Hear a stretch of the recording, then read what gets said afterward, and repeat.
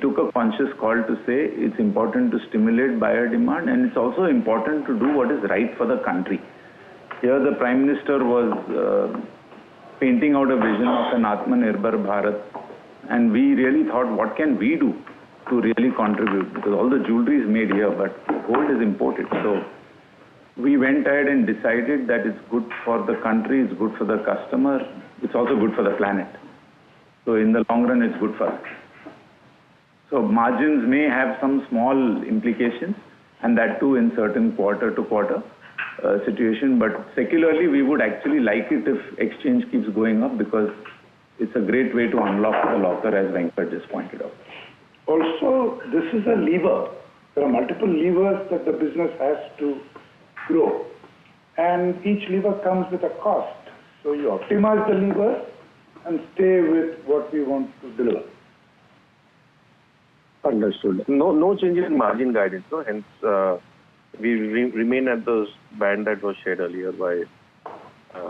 The way gold prices are going up unabated, while our endeavor is to be consistent with our margin delivery, Ashok here, really it's becoming increasingly difficult to kind of project gold price trajectory and consequently its impact on margin.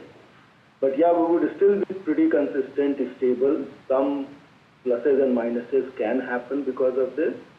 So let's see how gold stabilizes and get back to its historical growth trajectory rather than what's happening these days. Yeah. Understood.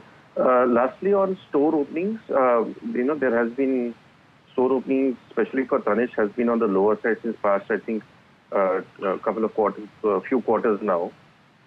Can you share any indicative store opening targets that one should keep in mind? Or are you visiting any of them?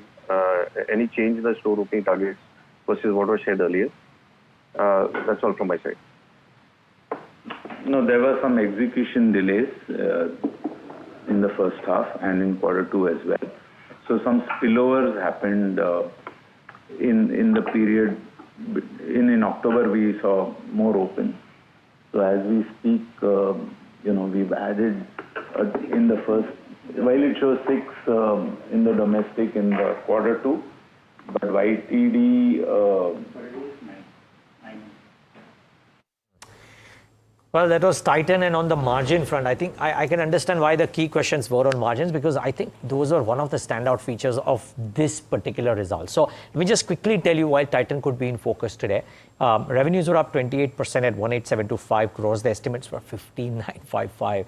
And the beauty about these numbers, or the last few numbers, is that this brings the 3-year revenue compounded annual growth rate, or CAGR as we call it, at about 23.7. Remember, viewers, for people who are tuning in, CAGR is compounded annual growth rate, which means the rate at which you are growing year after year every year. So keep that in mind.